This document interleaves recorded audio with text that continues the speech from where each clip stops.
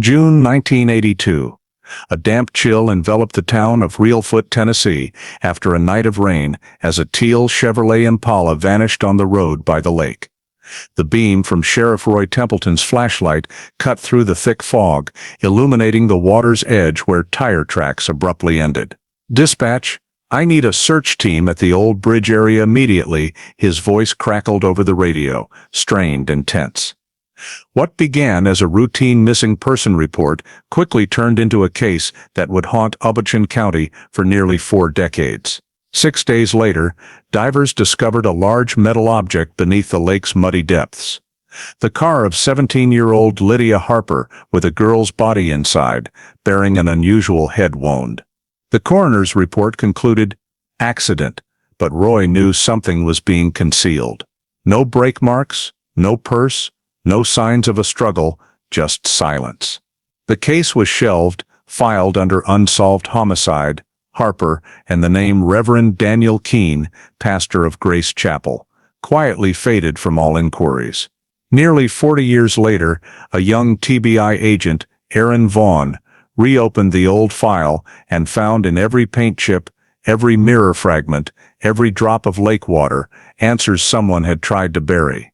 A murder cloaked in faith. A secret the water had kept silent for 3 decades. Before diving into this shocking Tennessee story, please hit subscribe and prepare to hear how Reelfoot Lake finally spoke. Lydia Harper, 17, left the prom at Reelfoot High School around midnight. Outside, the schoolyard was empty, strings of lights still twinkling above the rain-damp grass. She wore a thin jacket, holding her high heels, said a few brief words to friends, then hurried toward the parking lot. Her friends only caught her saying she'd stop by an acquaintance's house before heading home. They thought nothing of it. She was a good student, rarely out late. That was the last time anyone saw Lydia. By dawn, no one could reach her. The Harper household phone began ringing, calls from friends, the prom chaperone, a teacher asking if Lydia had returned. Her father, Daniel Harper, drove through downtown, stopping at gas stations, diners, even the lake road, but found no trace of his daughter. Martha Harper, Lydia's mother, stayed home, calling her daughter's mobile repeatedly, hearing only busy signals or silence. The night dragged on, the clock showing 2 a.m., cold gusts from Reelfoot Lake, whistling through the tin roof, rattling the window frames. She tried to stay calm, turning on every light in the house, sitting by the black rotary phone, eyes fixed on the front door as if Lydia might walk in any moment. When the clock struck 3, Martha stood, walked to the phone, and lifted the receiver, her hand trembling. She dialed the police station, her voice shaking, as she asked for Sheriff Roy Templeton. On the other end, a gruff, alert but cautious male voice asked her to describe the last time she saw her daughter. Martha spoke haltingly, crying as she explained that Lydia had gone to the prom, didn't return, and no one knew where she was. Roy jotted notes in the night log, marking the time of the report. He said he'd open a temporary file and send officers to check the school area at first light. When the call ended, the Harper home fell silent. The kitchen's dim yellow light spilled across the floor, a coffee mug sat cold, and the clock ticked steadily. Outside, the wind from the lake swept through the trees, carrying the damp, muddy scent, the distinct smell of Reelfoot Lake when trouble was brewing. In the sheriff's office, Roy Templeton sat quietly before an old leather notebook, writing the first line of a case he didn't yet know would haunt the town. Missing person, Lydia Harper, 17. He looked up at the wall clock, striking 2 a.m., then reached for the internal phone. "Wake everyone up," he said softly. "We've got a missing girl." The intercom buzzed, shattering the night's stillness. Within an hour, patrol cars rolled out, headlights slicing through the fog. The area around Reelfoot High, the route to the Harper home, and the land near Grace Chapel were cordoned off for the search. By 8 in the morning, news of the disappearance spread through town. Locals gathered around the lake, some with binoculars, others with long sticks to probe the reeds. Roy stood by his patrol car, a map spread out before him, dividing teams into 3 routes. Focus on the West Levee Road and Lakeshore, She might have had an accident in last night's rain, he said quickly, eyes fixed on the map. When the first team returned, they reported briefly, nothing found but a few fresh footprints in the wet earth. By noon, a searcher radioed in, voice urgent. "Sir, we've got tire tracks sliding down to the lake's edge, north side, about half a mile from Grace Chapel." Roy rushed to the scene. On the gravelly ground, 2 clear tire tracks stretched 10 meters before vanishing at the water's edge. A broken mirror shard lay in the grass, next to a smear of mud, as if something heavy had slid through. Roy crouched, tapping the shard with his pen, its faint reflection catching the light. He called the tech team to photograph and collect mud samples. "Could be an accident," he said, "but I want to be sure before we conclude anything." Divers were deployed that afternoon. They donned gear, carrying oxygen tanks and lights, diving where the tire tracks led into the water. Visibility in the lake was nearly zero, the mud thick, the water biting cold. They searched for 2 hours, finding nothing but rusted metal frames and tangled branches. The team leader shook his head upon surfacing. No car, no large objects. Roy nodded silently, halting the dive. As dusk fell, light rain returned. Search teams rotated, combing the shore. Roy had warning signs posted and the suspect area cordoned with yellow tape. He stood by the lake's edge for a long time, staring at the still water. If it was an accident, the car's tail should have surfaced. Yet the water was calm, not a bubble in sight. He said nothing. Only jotted in his notebook, unusual tire tracks, possible controlled slide. That evening, Roy visited the Harpers to update them. Martha opened the door, her face gaunt, eyes red from sleeplessness. He removed his hat, speaking softly. "We found some tracks by the lake. It might be Lydia's car, but nothing certain yet. I'll expand the search area tomorrow morning." She only nodded, her trembling hands clutching her apron. As Roy turned to leave, he heard her whisper behind him, "God, please don't let her be down there." The next morning, the search extended to the lake's surrounding woods. Volunteers with tracking dogs swept through grassy patches and soft dirt trails. Still, nothing turned up. Days later, the rain stopped, the sky cleared, but the lake remained silent. Townsfolk began whispering. Some said Lydia ran off with a boyfriend, others that she skidded into the water. Roy stayed quiet amid the speculation, directing the search. He ordered a resurvey of the north shore where the tire tracks were found, then checked secondary roads around Grace Chapel. By week's end, the search paused with no new leads.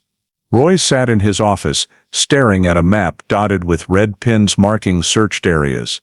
Afternoon light filtered through dusty windows, glinting off a cold coffee mug. He sighed, closing the file thickened with notes, including one in pencil. Not enough to conclude. Possible accident, but breaking pattern unnatural. Reassess when water recedes. He shut the notebook, set it on the desk, and looked out at the lake sinking into darkness. The water's calm was unnerving, as if hiding something no one wanted found. 2 days after the search paused, Roy Templeton returned to the station with a long list of people to question. He knew that without clear evidence, every missing person case circled back to people, the last ones to see the victim alive. On his desk lay the list of students at Reelfoot High's prom, along with the chaperones and friends' family phone numbers. Roy pinned a town map to the wall, marking relevant locations with red pins, and started making calls. He first met Lydia's classmates, 3 girls in the school counseling room. They told nearly identical stories. Lydia came to the prom alone, left earlier than others. She seemed sad, gave no reason. One vaguely recalled Lydia mentioning she'd stopped by Grace Chapel on her way home. Roy noted it, asking, "Did she have a meeting there?" All 3 shook their heads. That afternoon, he met Lydia's homeroom teacher, who described her as a good kid, smart, rarely out late. Roy asked if Lydia was entangled in any troubled relationships. The teacher hesitated, then said, "I heard students mention Caleb Ward, Lydia's ex-boyfriend, broke up a few months ago." Roy paused his pen, underlining Caleb's name. Caleb Ward lived with his parents in a wooden house 2 miles from the lake. When Roy arrived, the lanky, disheveled teen in a wrinkled shirt opened the door. His eyes darted away at Lydia's name. The interview happened on the porch, wind whistling through the trees. Roy cut to the point. "Where were you the night Lydia disappeared?" Caleb said he was home, watching TV with his mom. Asked when he last spoke to Lydia, he paused, then said, "She called me that afternoon, wanted to meet, but I said no. She said she'd go to Grace Chapel to see Reverend Keene, needed to talk about something important." Roy pressed, "Know what was important?" Caleb shook his head, avoiding his gaze. "Family stuff, maybe, or something upsetting her." "I'm not sure." Roy closed his notebook, thanked him, but mentally began connecting the dots. Lydia, a young girl, left school early, planned to visit the chapel, and vanished.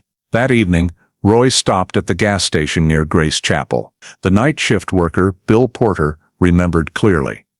Saw a teal Chevrolet pull in for cigarettes. Young girl, blonde, in a prom dress. I asked if she was headed to a party. She just smiled and drove toward the chapel. He pointed to the wall clock, adding, "Must have been around midnight. I just switched shifts with my son." Roy noted the time, 11:56 p.m., almost exactly when the family said Lydia left the school. Back at the station, Roy spread out his notes.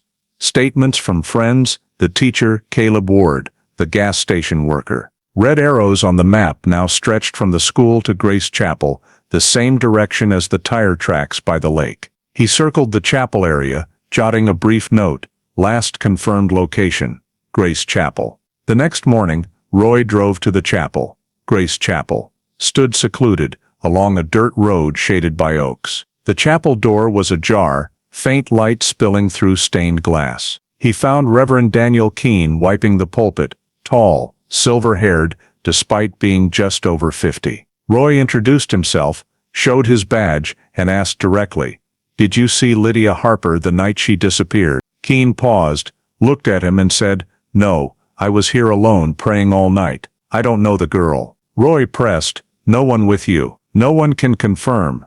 "No," Keene replied softly. "I live alone in the house behind the chapel." Roy noted details, a calendar marked June 17th, a nearly spent candle, an oddly pristine wooden floor. Before leaving, he asked, "You're often here this late?"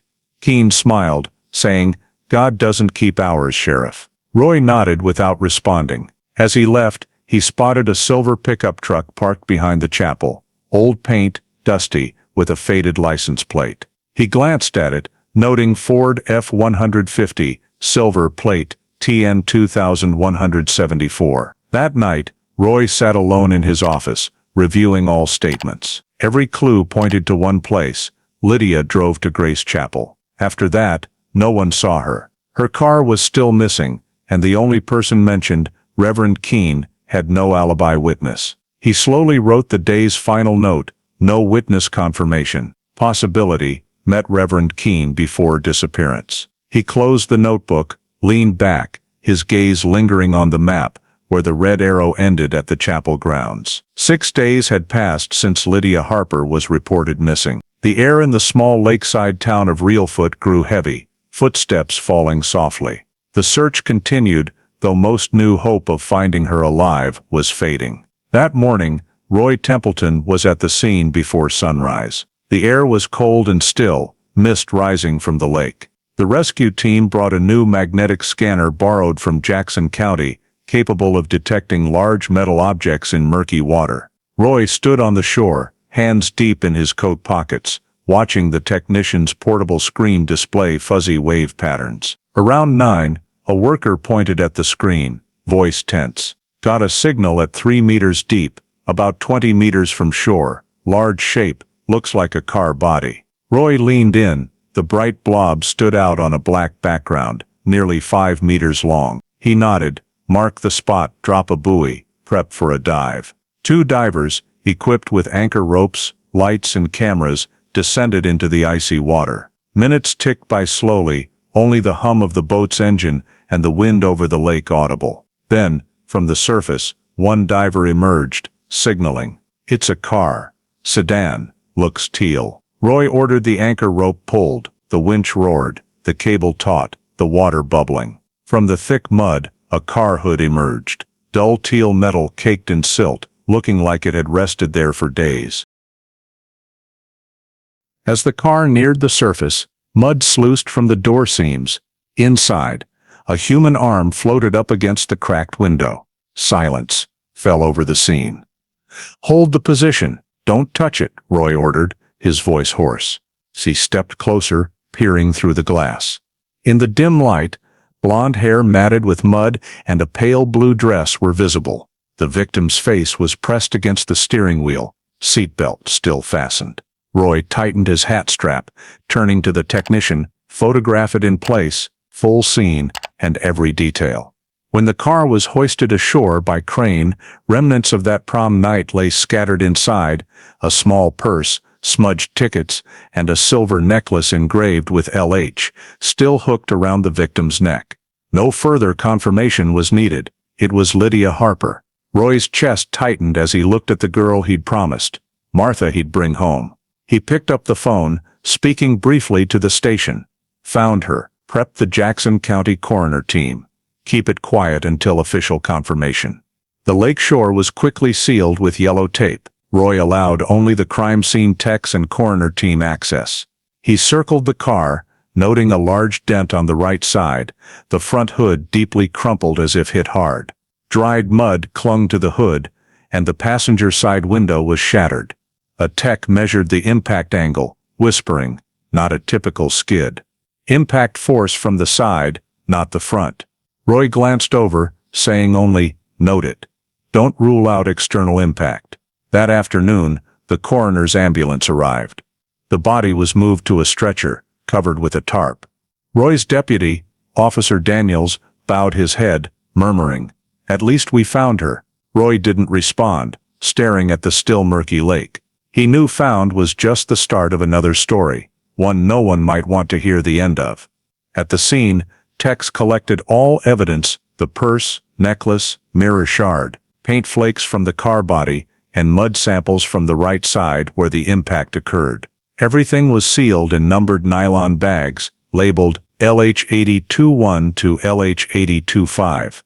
Roy signed the log, confirming collection and transfer. "Send it all to Jackson County Coroner's lab tonight," he said.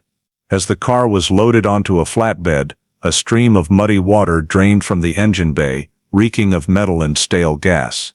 A nearby tech murmured, "Handbrakes engaged, gear in neutral." No signs of a natural skid. Roy nodded slightly. He opened his notebook, writing a single line, "Handbrake engaged. Not an accident." That evening, at the Jackson County Coroner's office, the initial examination began. The preliminary report came via fax at 10:17 p.m.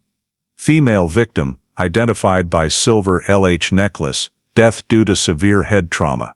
No water in lungs, likely died before car submerged. Note, strong impact on right side, consistent with car dent. At the bottom, a handwritten note from the chief coroner: "Suspected criminal case, needs detailed analysis." Roy read the facts in the night shift room, each word deliberate. He set the paper down, the neon light casting shadows on his tired face. His fears were confirmed. Lydia Harper didn't die in an accident. Someone caused that car to go into the water. He stood, walked to the caseboard, removed the missing person, Lydia Harper card, and replaced it with a new one.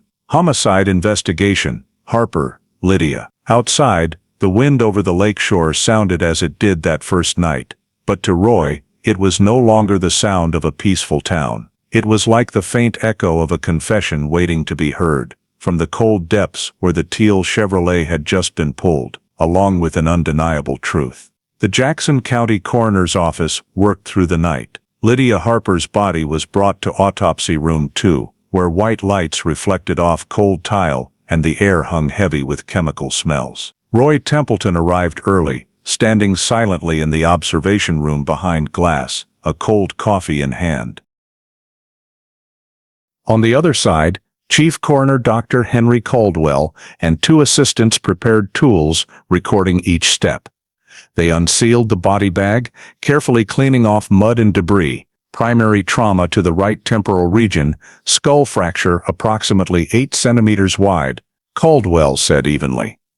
Dictating, no water in lungs, indicating death before submersion. He shone a light into the nose and mouth, adding, no signs of water inhalation, no pulmonary edema. An assistant scribbled quickly.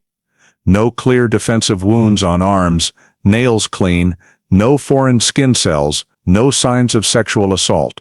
The last sentence made Roy nod slightly. At least Lydia wasn't a victim of that kind of attack. But it meant the cause was elsewhere, more deliberate, more intentional. After completing the external examination, Caldwell removed his gloves, stepped out of the room, and told Roy, this wound couldn't be from a natural collision. Strong impact.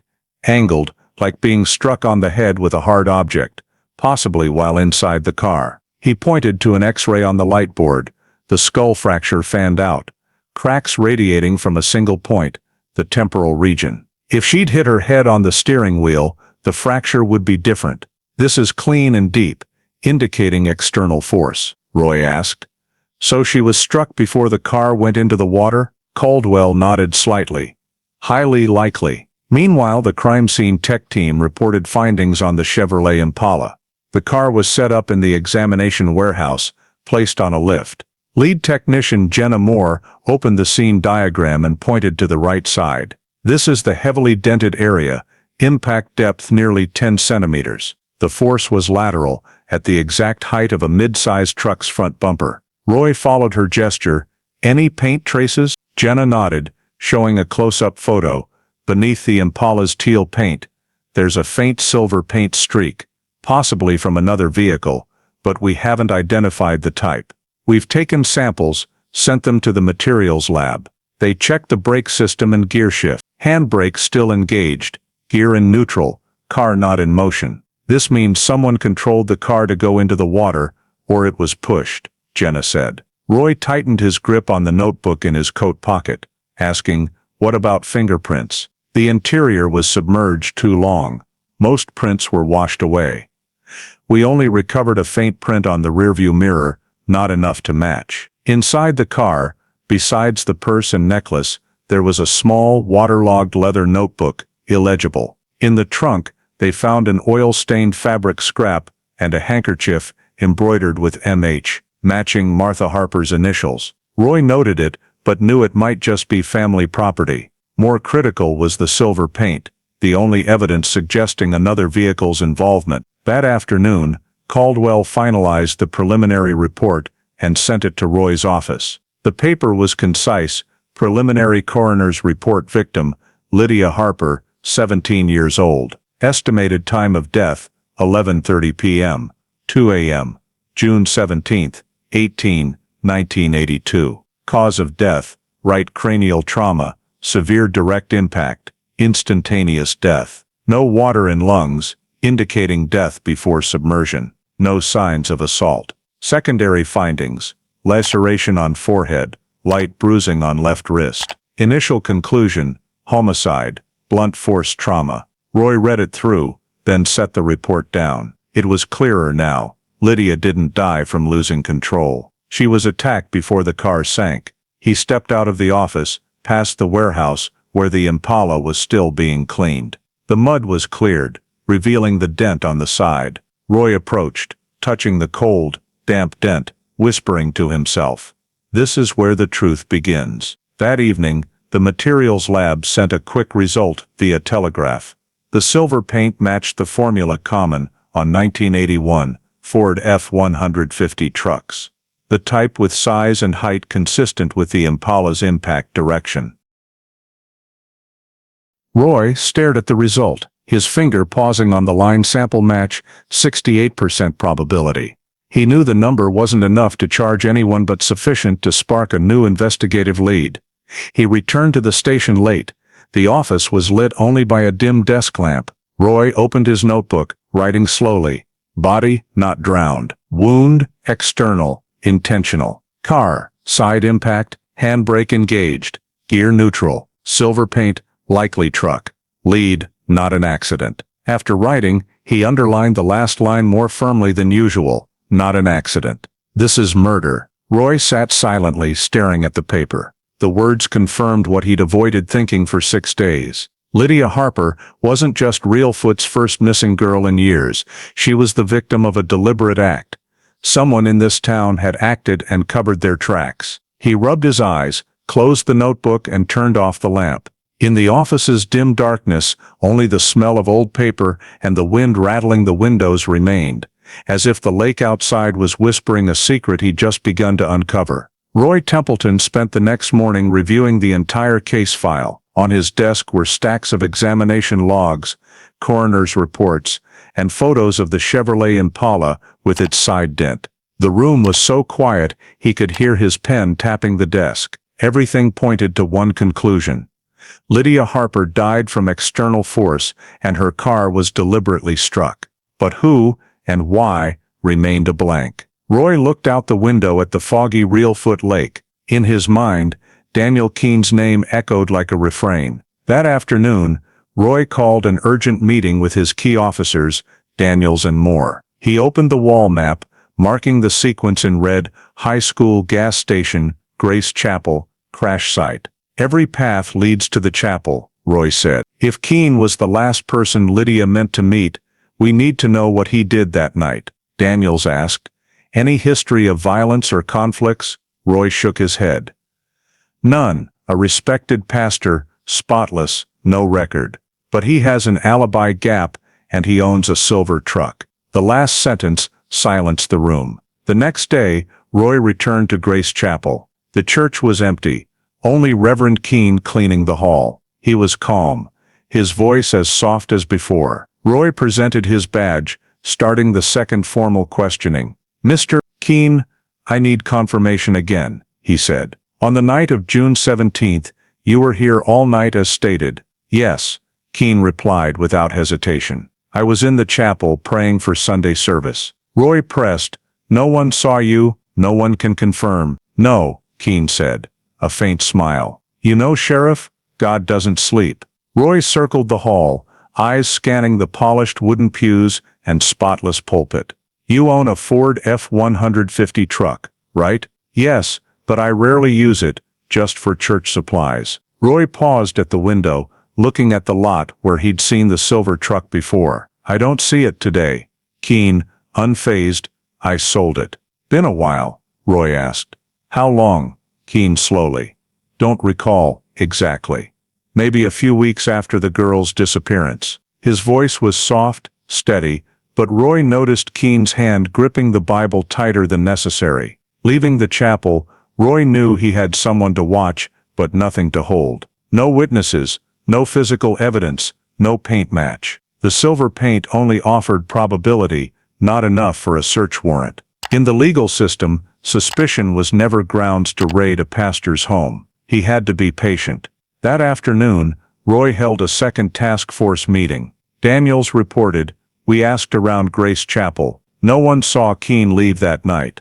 But no one saw him stay either. Moore added, a man named Porter at the gas station confirmed seeing Lydia's car head toward the chapel at midnight. He clearly remembered the teal paint. Roy nodded, noting everything stops at last seen. No one saw after that. He looked around the table. We need physical evidence.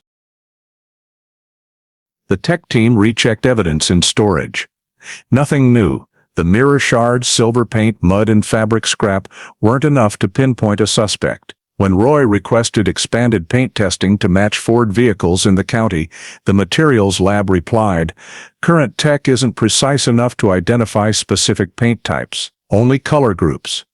The response was a cold splash on the investigation. Roy tried another angle, finding witnesses in the church community. He attended Sunday service, sitting in the back. Reverend Keene preached in a low voice, each word deliberate, speaking of redemption and God's silence. Locals listened intently.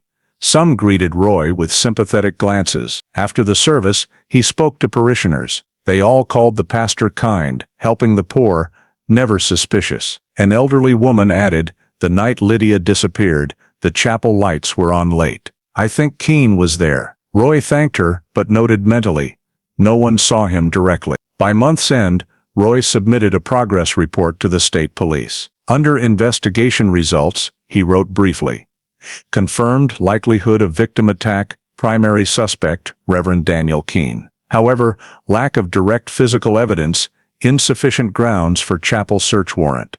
Recommend continued monitoring." The report returned a week later with orders: suspend active investigation, passively monitor suspect. Await additional material analysis. In the nights that followed, Roy often sat alone in his office, reviewing the case map, the red arrow stalled at Grace Chapel. He didn't tell Martha Harper his suspicions. She still brought flowers to the Lakeshore Weekly, believing her daughter's spirit lingered there. Once, watching from the chapel yard, Roy saw Keene step out after evening service, lock the door, look at the lake, and silently pray. The sight chilled him, not from fear, but from feeling the answers were in plain sight, yet the law forced him to stand and watch. By late summer, the investigation was officially closed for lack of new evidence. The file, over 200 pages, was bound in black and stored away. Roy labeled it red, Reelfoot Lake. Lydia Harper, open suspicion. Before locking the cabinet, he added a final note in his personal notebook. No witnesses, no evidence, only instinct. I believe he knows. But belief isn't proof. He closed the notebook, turned off the lamp, and left the office. Outside, the lake lay still as a mirror, reflecting a pale moon. Roy lingered, thinking of Lydia, of the pastor's hand on the Bible, of the silver dent on the car. He knew the case would stall, but also that one day, if the lake chose to speak, it would tell exactly what he'd suspected. Fall 1982 crept in slowly, bringing early chills across Reelfoot Lake. In the Obion County Sheriff's Station, the Lydia Harper file sat among dozens of others, untouched. 6 weeks after finding the body, the investigation had all but stopped. Roy Templeton still came to the office daily, rereading reports, checking every log line, but he knew all leads were dead. The coroner's lab could do no more. The silver paint stayed at probability, no way to identify the vehicle or person. DNA technology was a vague concept in science journals. Fingerprints yielded nothing, washed away by water. Repeated interviews brought no new statements. Reverend Keene preached weekly, passing Roy in the grocery store with a slight nod, as if they'd never faced each other in an interrogation room. In his report to the state, Roy could only write, no new witnesses, no additional evidence, no identified vehicle of offense. He knew those 3 lines would consign the case to unsolved, where cases quietly vanished from public memory. When the fax returned from Jackson with a red stamp, unsolved homicide, Harper, Lydia, Roy said nothing. He set the paper down, pulled out a cigarette pack, but didn't light one. His gaze fixed on the window, where the lake reflected faint sunlight. He visited the Harpers weekly, often in silence. Martha sat in the living room, hand always on her daughter's framed photo. Roy had no new answers to offer. "We're still monitoring," he said briefly, though he knew it was just a way to hold on to fading hope. Leaving, he saw her stand at the door, watching until his car disappeared. In November, he tried another lead. Checking Ford F-150 registrations in the county for 1981, 1982. 7 were silver. 2 had been sold out of state, 3 were still active, 2 had unclear prior owners. He sent a request to the state DMV, but paper records took nearly a month to return. When they did, the information was useless. Keene's truck was reported sold to an unknown buyer and deregistered long ago. The state police advised, no basis to continue investigating Keene. Roy read the line 3 times, folded the letter, tucked it into a drawer, and didn't bother replying. Time passed. Task force meetings dwindled. Daniels transferred to traffic. Moore took extended leave. The team was just Roy, 1 case, and a map. Each night he turned on the desk lamp, opened the file, but mostly stared at the crime scene photo. The car pulled up, mud dripping onto the ground. In it, the side dent stood out, clear as a warning. He told his superiors, the car is the witness, but no one wanted to hear it anymore. By December, the case was officially archived. One copy went to the Tennessee State Police, another to Obion storage. Roy personally signed the archiving order, labeling it red, Unsolved Homicide, Lydia Harper, Case 82-174. As the clerk took the file, he watched, feeling he'd lost something he couldn't yet protect. That evening, Roy stayed late. Light rain fell outside, pattering on the tin roof, steady and slow. He pulled his brown leather notebook from the drawer, the one he kept private, never submitted to official records. Its early pages were filled with notes on brake marks, impact angles, statements, and crossed-out theories. He flipped to the last page, took a pencil, and wrote briefly.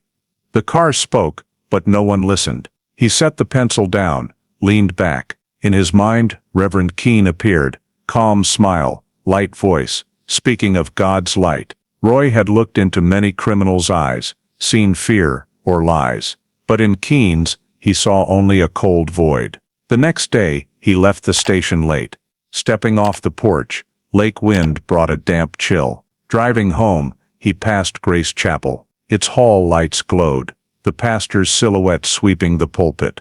Roy stopped across the street, watching long. He knew he could do no more. The law didn't allow, and evidence wasn't enough for a judge's warrant. Finally, he started the engine, drove off slowly, leaving the chapel's yellow light, reflecting on the lake like a distorted streak. At home, Roy hung his coat, set his hat on the table, and looked through the cracked window. He thought of Lydia, Martha, the unanswered question, who killed that girl in the rainy night? Instead of writing more, he closed the notebook, turned off the light, letting the room sink into darkness. Outside, small waves lapped the lake shore, steady and persistent, as if reminding him some secrets don't vanish.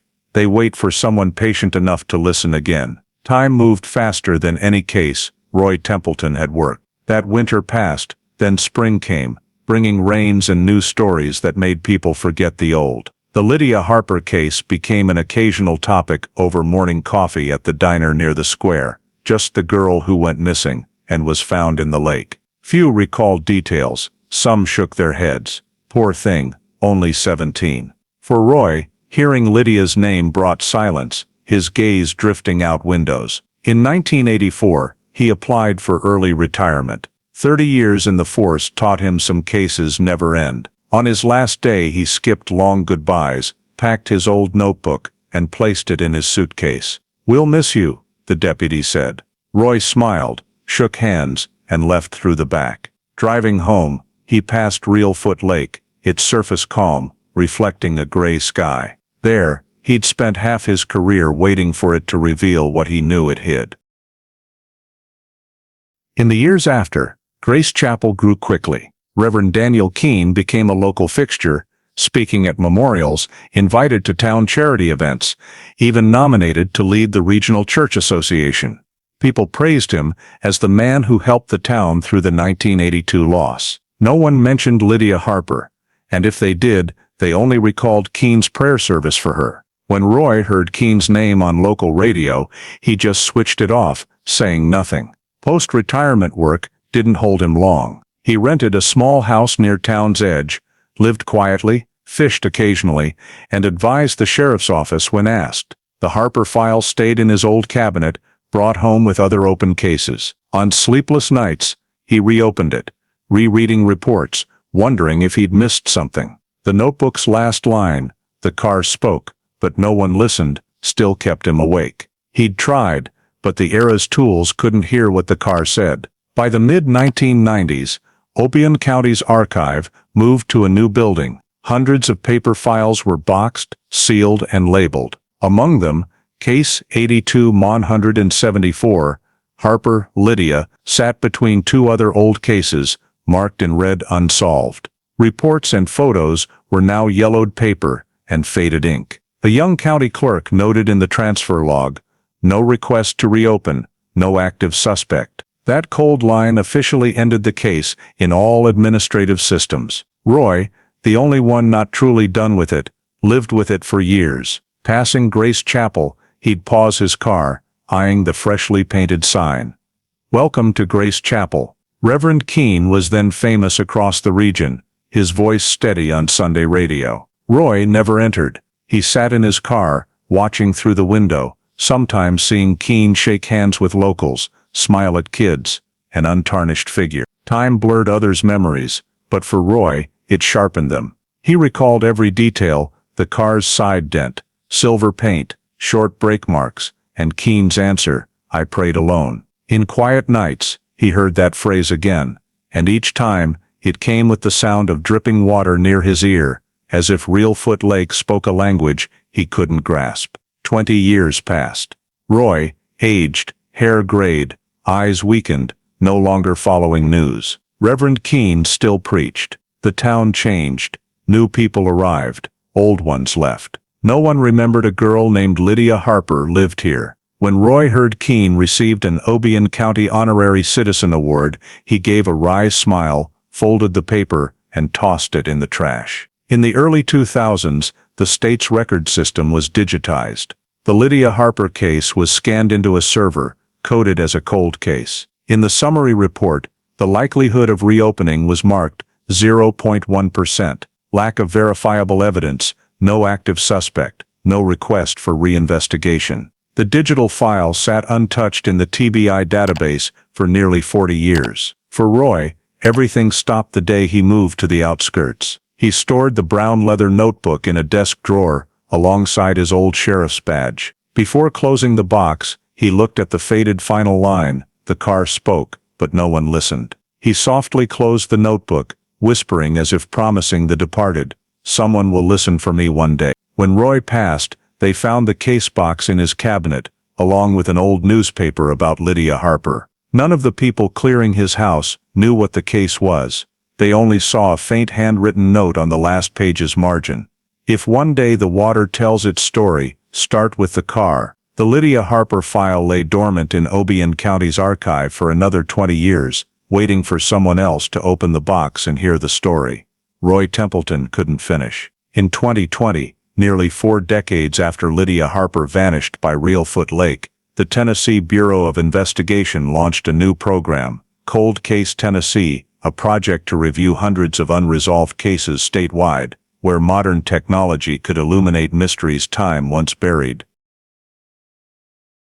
Under the cold white lights of the Nashville headquarters, dozens of dusty yellowed case files were pulled from storage, handwritten lines faded, but still carrying the breath of those who lived, searched, and failed. In a small second-floor room, investigator Aaron Vaughn, 36, hair neatly tied, gray-blue eyes sharp like a scanner, was assigned a file few wanted: the Lydia Harper disappearance, Reelfoot Lake, 1982. As her team leader handed over the nearly 2-inch thick file, he said briefly, "No body, no suspect, no living witnesses. But it's unsolved. See what you can find that we missed." Aaron gave a faint smile. She'd heard similar lines dozens of times. What set her apart was her knack for spotting details.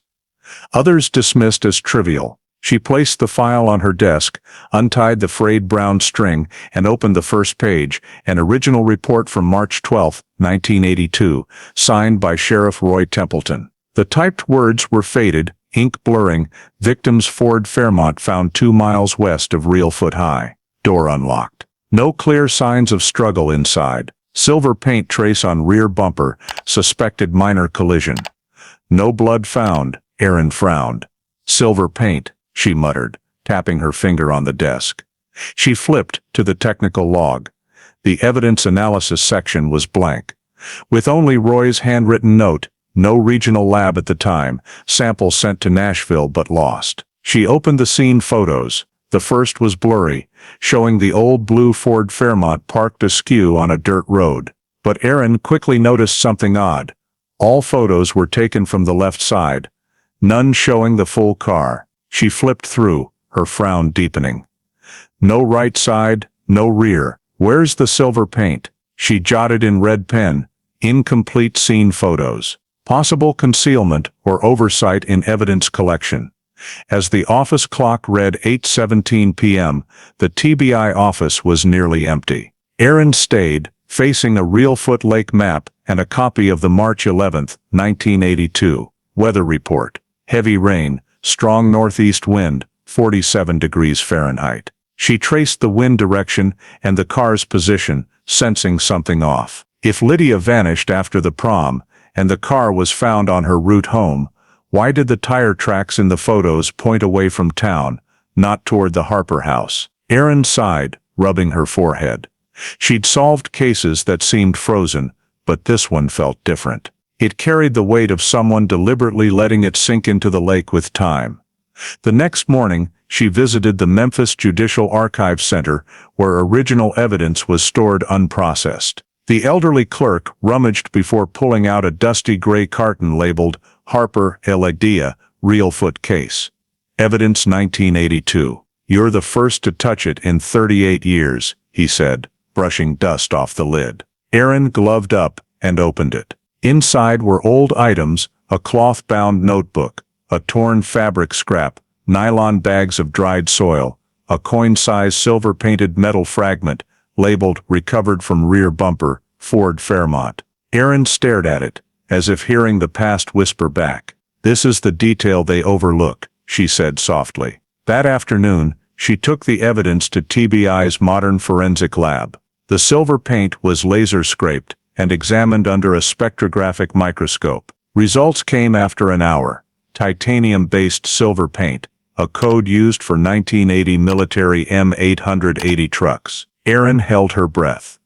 Military truck? She stared at the screen, pulse racing. The old file mentioned no vehicle but Lydia's. If this paint was from a military vehicle, who drove it that night, and why was it near Reelfoot High? She noted in her preliminary report, high likelihood collision with military vehicle or one repainted in standard military color. Recommend tracing Tennessee Military Depot records. Closing the file, Erin leaned back, eyes on the ceiling. She knew, from this moment, the Harper case was no ordinary disappearance. It could tie to a covert military operation or someone in uniform. If so, the story Reelfoot tried to forget for nearly 40 years was about to be unearthed.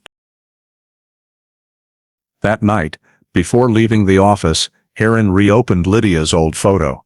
A 17-year-old with wavy brown hair, bright eyes, and a shy smile in her prom dress. She placed it beside the silver paint fragment, the lab light glinting off its surface in a thin streak. "All right, Lydia," she whispered. "We'll clear this up. Whoever tried to bury it, I'll dig it up." Outside, rain began to fall, pattering on the TBI headquarters metal roof. Erin packed her documents, locked the door, and stepped into the quiet hallway. In the dark glass reflection, she saw herself, and faintly, the shadow of Roy Templeton, who once wrote the first line in his night log. Missing person, Lydia Harper, 17. This time, history wouldn't be left unfinished. The Tennessee State Forensic Lab in Memphis began re-examining the Harper case evidence in early March 2020. The original 1982 sealed box was brought to the materials lab, placed on a gleaming stainless steel table under cold lights. Technicians read the evidence catalog aloud for recording: LH-8021, broken mirror shard; LH-8022, silver paint sample from car body; LH-8023, synthetic fiber from victim's sleeve. Each item was carefully opened in a sterile chamber, handled with stainless steel tweezers, and placed on separate trays. Erin Vaughn stood outside the observation glass, noting on her digital pad, eyes fixed on the close-up monitor. The first step was analyzing the paint structure. The old silver paint was micro-sliced, embedded in resin, and examined under a polarized optical microscope. The screen showed 3 clear layers: gray primer, silver base coat, and clear coat. Technicians numbered each layer, measuring thickness and metallic grain. Erin leaned in, asking, "Any match to OEM libraries?" The lead tech replied, "We'll run FTIR spectroscopy first, then cross-check with Ford's database." FTIR analysis revealed a resin base with polyester melamine, plus titanium dioxide additives, a profile matching Ford's 1980-1983 paint. The sample was then scanned with SAMEDS, an electron microscope with elemental analysis. The screen displayed the elemental spectrum: aluminum, magnesium, silicon, manganese, matching 96%, with Ford's silver metallic 8F. Paint for 1981. F150 as stored in PPG's data library. Aaron eyed the glowing spectrum, whispering, "So it's not just the color group, it's the exact paint for that model." Technicians further analyzed the microstructure. Aluminum grains in the base coat, aligned uniformly, angled 12-15 degrees, a trait unique to paint on large flat surfaces like truck bumpers, unlike sedan bodies. The interim report noted, sample LH822, consistent with Ford Motor Company, product, 1981 truck model, silver metallic, high probability source, colliding vehicle, was a mid-sized truck from the same production period. At another table, the second team examined the broken mirror shard, LH821. After cleaning with a neutral solution, they found microscopic metal wear and a silver nitrate reflective coating, common in Ford's early 80s rearview mirrors. The shard's curvature and thickness matched F-Series mirror specs, with only a few % variance. A tech murmured, "Hard to call this a random coincidence." Simultaneously, the DNA team tested fiber LH823.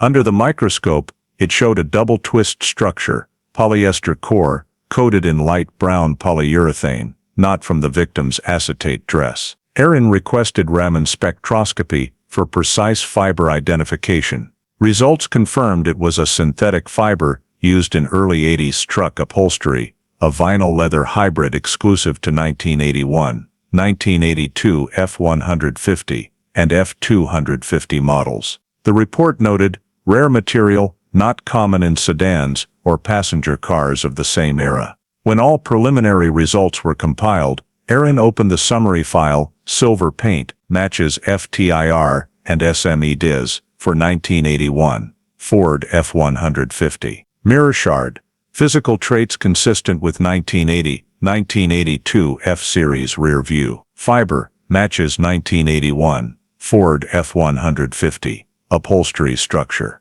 She paused at the last line, adding 3 independent evidence items point to one source, 1981, Ford truck. Not a coincidence. That afternoon, Aaron held a virtual meeting with the tech team. "What does this tell us?" she asked. The lead tech replied, "The impact came from a silver truck, matching the dent on the Impala. Given the paint thickness and grain structure, we can confirm the truck hit at low speed, about 25-30 miles per hour, enough to push the Impala into the lake but not trigger airbags, as 1981 models didn't have them." Aaron mused, so the impact was deliberate, controlled. She requested a 3D collision model. The software's input data showed the impact point on the Impala's right side at a 27-degree angle to the car's axis, forcing the rear right wheel off the road, redirecting the car toward the lake. Roy Templeton had written, "Unusual tire tracks, short braking, controlled slide." Aaron read his note, seeing every word align perfectly with the simulation. When the technical report was complete, Aaron read the conclusion aloud in the meeting. Evidence LH82123 confirms a collision between Lydia Harper's Chevrolet Impala and a silver-painted vehicle, likely a 1981 Ford F150. Geometric, chemical, and material traits all match. The dent on the victim's car reflects a deliberate, low-speed, directed impact, not a random accident. This was an intentional act to sink the vehicle. A young officer asked, "Could it be another vehicle repainted the same color?" Aaron replied firmly, "No. The 3-layer paint structure and metallic grain ratio are unique to Ford's silver metallic 8F from that period. Plus, the fiber and mirror match the same source." She looked around, eyes resolute. Lydia's car didn't slide into the water. It was struck, maneuvered to sink. Someone wanted it gone. That evening, in the quiet office, Aaron sat before a new whiteboard. She pinned up 3 photos, the silver paint under a microscope, the broken mirror shard, and the magnified brown fiber. Below, she wrote in red, "Ford F150, silver, 1981. Then drew an arrow to Grace Chapel. The desk lamp's light made the silver paint glint like lake water. Aaron recalled Roy's note from nearly 40 years ago. The car spoke, but no one listened. She whispered, as if answering for him. "I've heard it, Roy, and it just said Lydia was deliberately hit." After external evidence was processed, Aaron Vaughn shifted focus to the Chevrolet Impala's interior. Items collected in 1982, but never re-examined with modern tech. The car, stored for nearly 40 years, was moved to TBI's Nashville Mechanical Forensics Center. Beneath time's dust, the body still bore rusted scratches, the right side's deep dent a stubborn reminder of the 1982 impact. Aaron and two technicians opened the car in a sealed chamber. They started with Lydia's purse, evidence LH-825. In 1982, it was only photographed and sealed, untested for prints due to prolonged submersion. Now, using vacuum metal deposition, coating it with gold and zinc vapor to reveal latent prints, they found 3 faint prints on the zipper and handle. 2 were distorted by oxidation, but 1 was clear enough to digitize. Compared, its primary swirl differed from the victim's and Roy Templeton's prints. AFISH results, male fingerprint, unidentified in the national database. Aaron noted, possible contact while victim was alive or just before attack. Next was the engine compartment. In 1982, technicians noted light front dent, unclear cause. Aaron requested reanalysis of oil and mud in the engine. The thick black oil, mixed with metal rust, was centrifuged. The mechanical lab concluded, non-uniform hydrocarbon oxidation, signs of sudden heat exposure. Abnormal brake system pressure, indicating external impact, not driver braking. This gas pressure surge occurred when the car was hit hard on the side, causing the brake distribution valve to react, creating bubbles in the oil. Aaron read the conclusion, smiling wearily. Roy was right. The force was external. The car was pushed into the lake, not slid. In the driver's cabin, the forensic team scanned the interior with a spectrographic light. On the driver's seatbelt latch, they found faint, dried biological traces.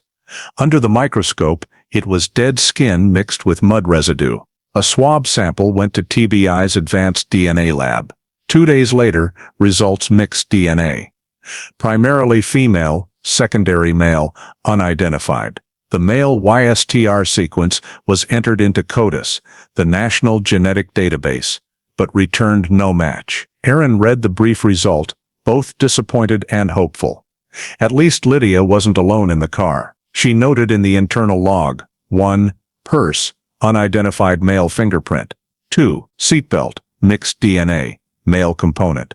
3. Brake system, external force impact. 4. Clarify, male presence in car before crash. Meanwhile, a mechanical engineer reported mud on the rear axle contained sand and minerals distinct from Reelfoot lakes, found only on the South Levee Road near Grace Chapel. The car had stopped there before sinking. Aaron felt the pieces converging on one coordinate, the spot Roy circled on his map 38 years ago. That evening in the Memphis office, she compiled the data on the whiteboard, deliberate impact. Mud mismatch with lakeshore, car stopped at South Levee. Male DNA and fingerprint in cabin. Brake force from external impact. Her red arrows connected the points, forming a single phrase, homicide, controlled impact. In the board's corner, she pinned a photo of Reverend Keene from the local library. A man in a black robe, calm smile, standing before Grace Chapel. Next to it was Roy's old vehicle registration, Ford F-150, silver, plate, TN 2000, 174. Registered to Daniel Keene. Deregistered July 12, 1982. The next morning, Aaron visited the state DMV archive. Most 1982 records were on microfilm, but digitization helped her find a scanned sale receipt. Seller, Reverend Daniel Keene. Buyer, unidentified. In Keene's handwriting, vehicle totaled, scrap. Aaron frowned. Scrap meant the truck was destroyed, but no record showed it reaching a junkyard. No salvage yard from that period logged a silver Ford F-150 from Grace Chapel. She flagged the document, requesting TBI to trace statewide registrations, any silver Ford re-registered post 1982 with silver metallic 8F paint. While awaiting results, Aaron met the materials team to verify the impact direction from the car's deformation. The completed 3D simulation showed a force trajectory from right to left, 25-30-degree angle, enough to slide the Impala off the road. Not accidental, the technician said. The driver angled the hit, avoiding a direct crash, just to make the car fall. Aaron, silent, then said softly, they knew the terrain and how to make the car vanish. That evening, the DMV trace returned. Only 3 1981 silver Ford F-150s were re-registered in 1983, all in other counties. 1. Chassis number 4, HJD 21974, was first registered by Grace Chapel Ministries, Obion County, before private transfer in July 1982. Aaron read closely, Grace Chapel, Reverend Keene. She marked it in red, noting church truck sold right after Lydia's death. In her internal memo to the cold case team lead, Aaron wrote a preliminary conclusion, interior evidence confirms external impact. Brakes functioned, no natural skid. Unidentified male DNA, likely from driver or intervener. Impact source, 1981 silver Ford F-150, once owned by Reverend Daniel Keene, Grace Chapel. Recommend tracing vehicle and testing Keene's truck paint. Saving the final file, the clock read 10:47 p.m. outside. Wind from the Mississippi River blew through the window, carrying cold mist. Aaron leaned back, eyes on the Impala's reconstructed image on screen. She whispered, as if to a long-gone colleague, Roy, now we know. The car told the rest. From the cold data of 1982, a collision thought buried under Reelfoot Lake's mud began to echo its truth. This time, no one would ignore its voice. Aaron Vaughn couldn't look away from the line. Grace Chapel Ministries, Ford F-150 silver metallic 8F on the 1981 vehicle registration. It was no longer a theory. It was a perfect match of evidence, data, and the name Roy Templeton had repeated in old reports. She sat in thought, fingers brushing the words, Reverend Daniel Keene. Every clue pointed to one place, one person, but before moving forward, she needed one more confirmation, not from files, but from the memory of the only person who lived through the case. Roy Templeton, former Obion County Sheriff, was 78, living in a small nursing home near Dyersburg, just over 30 miles from Reelfoot Lake. Aaron drove there on a cloudy afternoon, carrying copies of the new forensic results and the 1982 case file. A nurse led her down a long hallway, antiseptic scent lingering. Roy sat by a window, frail, holding a teacup, eyes still sharp despite wrinkled edges. Mr. Templeton? Aaron called softly. He turned, saw her TBI badge, and smiled. Another one here about the Harper girl, right? Aaron sat across from him. Yes, I'm Aaron Vaughn, Tennessee Cold Case Team. We're reopening Harper. I think you're the only one who can help fill the gaps. Roy was silent, the window's light casting shadows on his weathered face. He spoke slowly, voice low and hoarse. 38 years.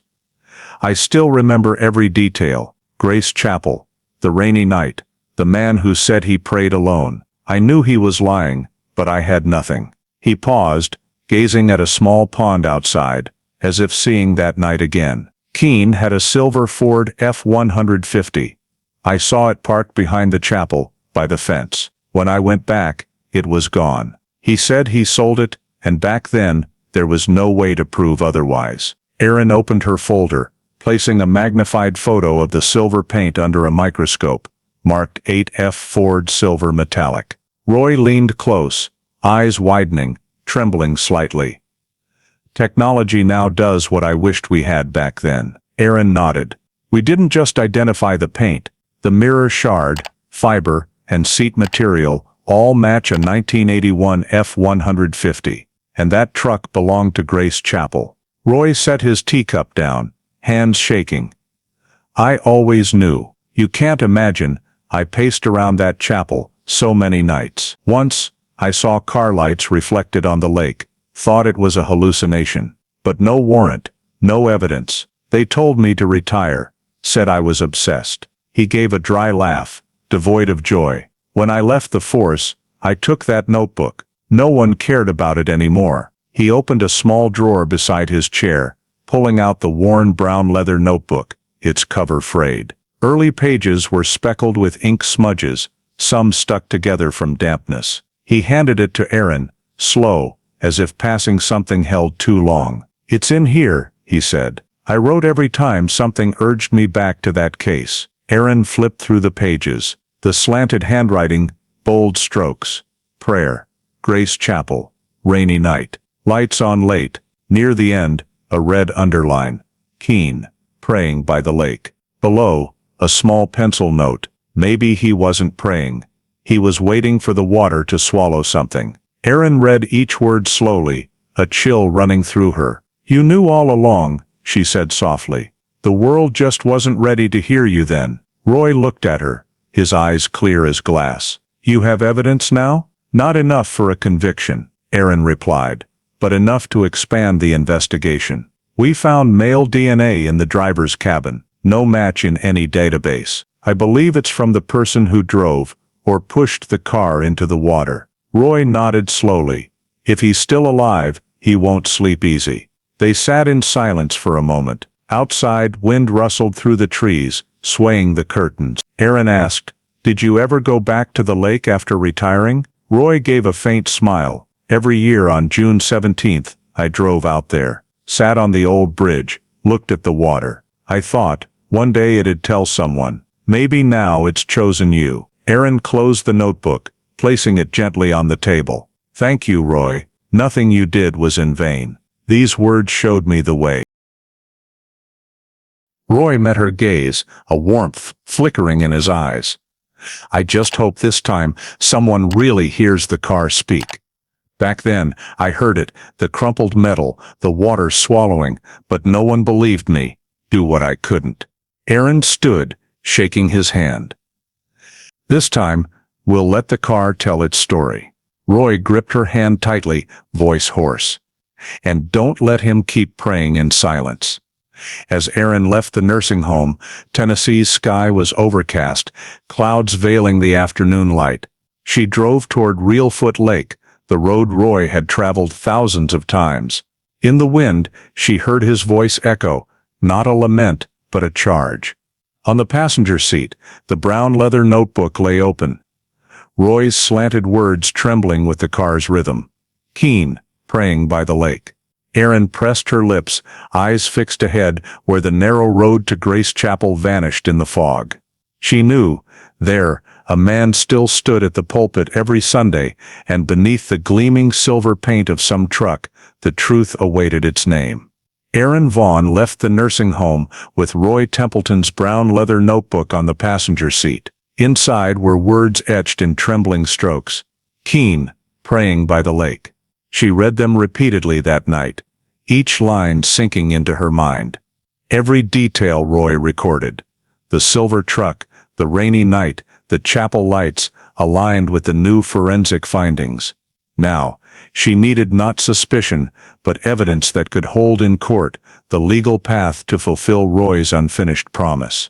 The next morning, Aaron went to the Tennessee DMV office in Nashville, where all vehicle registrations from the early 1980s were stored. Some data was digitized, but many records remained on microfilm. She submitted a request for all registrations and deregistrations tied to Reverend Daniel Keene, Grace Chapel Ministries, and church-owned vehicles from 1980, 1983. The clerk brought out 3 cloudy microfilm reels, setting them on the projector. Within minutes, Aaron paused at a familiar line. Ford F-150, silver metallic, VIN 4HJD, 21,974. Registered March 15, 1981. Owner, Reverend Daniel Keene, Grace Chapel Ministries. Below was another handwritten note in black ink. Deregistered July 12, 1982. Vehicle sold, status scrap. She leaned back, taking a deep breath. The date, July 1982, was just 3 weeks after Lydia was found. She printed a copy, signing for it. Scrap, junked, meant the vehicle was reported destroyed, but no record confirmed it reached a salvage yard. Erin noted in her work log, deregistration without proof of destruction. Verify repair trail before deregistration. Using the VIN, she traced the maintenance history through archived commercial insurance records. Though digital data was gone, TBI could access paper invoice archives from local dealers. Within 2 days, she found a scanned invoice from Martin Auto Repair, Obion County, dated June 25, 1982. It read, right side repair, fender replacement, repaint. Silver metallic 8F. Client, Grace Chapel Ministries. The contact number matched the church office. Reading right side, Erin felt a chill down her spine. That was the exact impact point on Lydia Harper's car. She zoomed in on the invoice. The round ink stamp from Martin Auto still faintly visible. Right side repair, repainted, she repeated. In the 1982 scene report, the dent was on the right side. In the material analysis, the silver paint was from the right side. Everything formed a closed loop. That afternoon, she visited Martin Auto, now a small mechanic shop run by the original owner's son. Harold Martin, in his 50s, kept his father's old paper ledgers. When Erin showed her TBI badge and the invoice copy, he studied it, nodding. Yeah, I remember my dad talking about it. A pastor brought in a truck, said it hit a wooden post, needed the right side fixed and repainted. Dad said when they took it apart, there were odd skid marks, like it hit metal, not wood. Erin asked, do you recall the paint used? Harold opened a thick ledger, finding a note. Ford 8F silver metallic, client code 2174. He chuckled.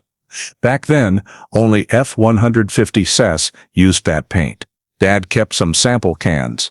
I could look. He led her to the old storage shed, opening a wooden cabinet. In the bottom drawer were 3 small sealed paint cans, labels faded.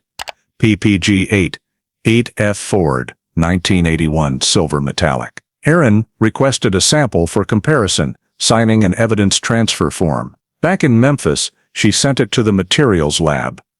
3 days later, the results came. The FTIR spectrum of Martin Auto's paint matched the sample from Lydia Harper's car perfectly. The aluminum grains and base impurities shared the same microstructure, with a 99.2% elemental ratio match. The report concluded, source material match. Paint on victim's car, identical to paint used for Grace Chapel's Ford F-150 repair in June 1982. Erin sat still, stunned. This was no longer scattered pieces, but a complete causal chain. June 17, 1982. Lydia vanished, found dead, car dented on right side. June 25, 1982. Reverend Keene took Ford truck to Martin Auto for right side repair, repaint. July 12, 1982.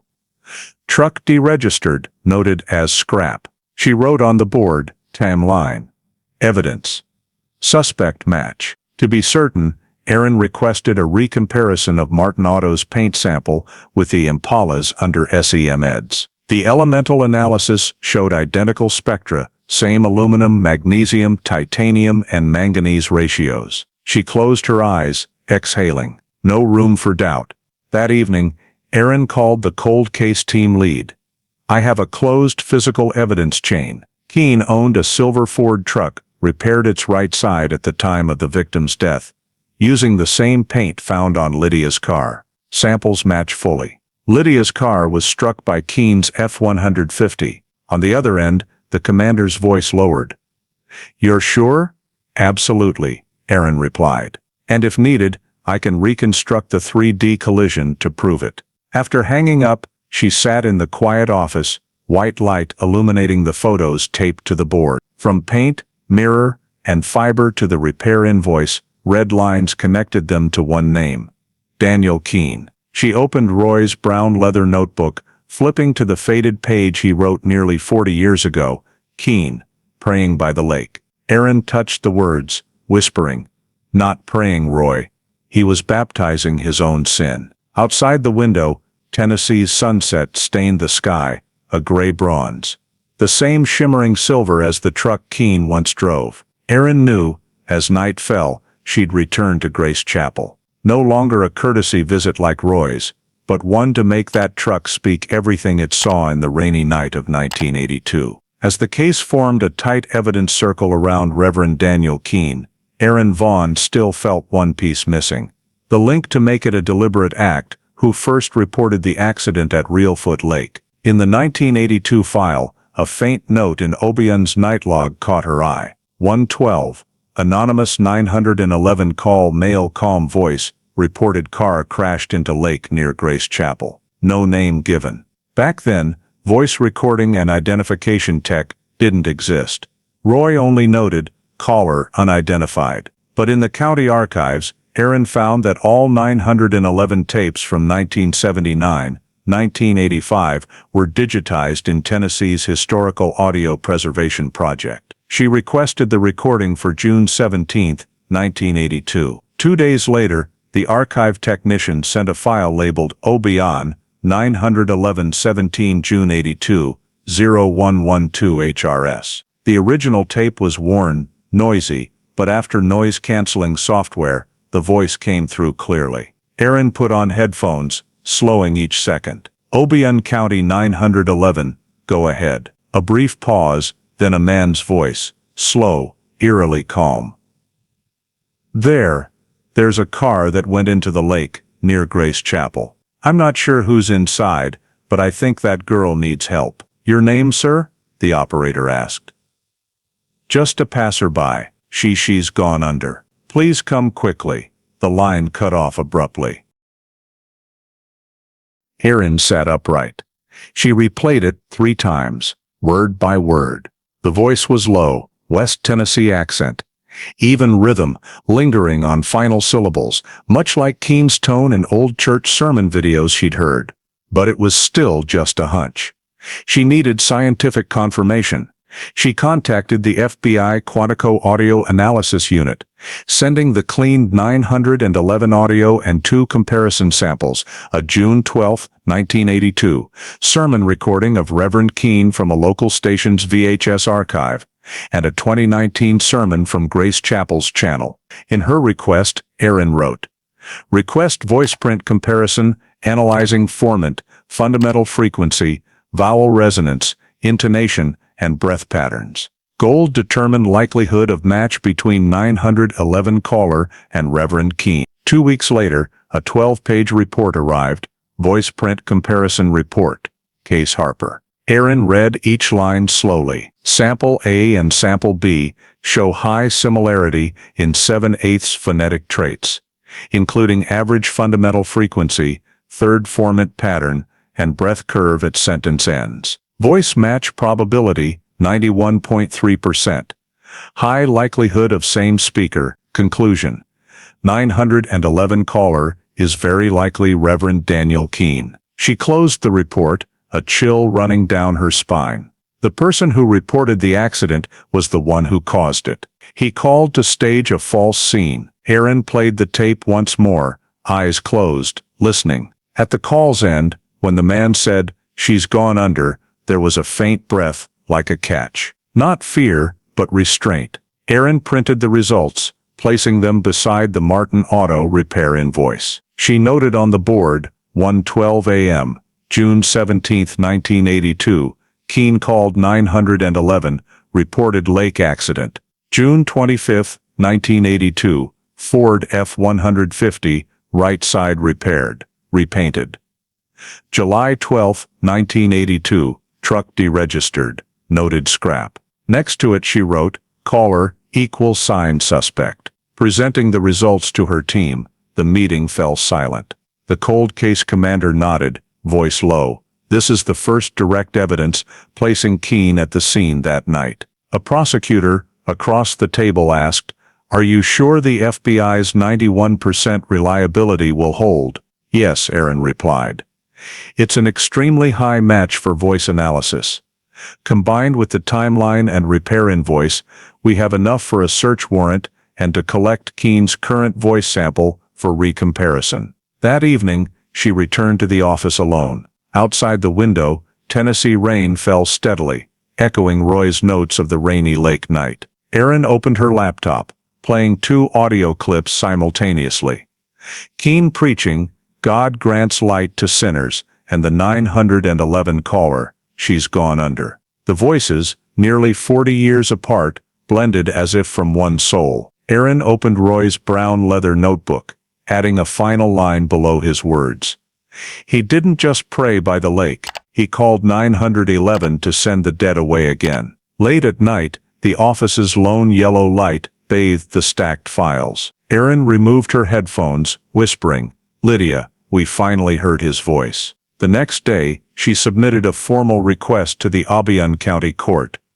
Request search warrant and voice sample collection for Reverend Daniel Keen, based on FBI voice match, repair invoice, and deregistration records. At the page's end, she added an optional note, one she believed most. The one who caused the accident called to confess his crime.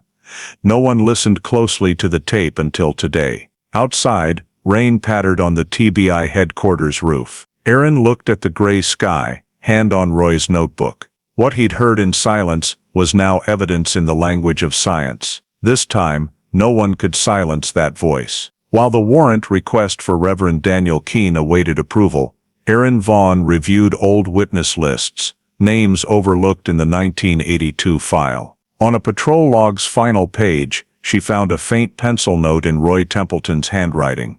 Tommy Reed, Reelfoot dam worker. Heard noise night of 0617, no full statement taken. Below, a brief note, not recontacted. Erin shot upright.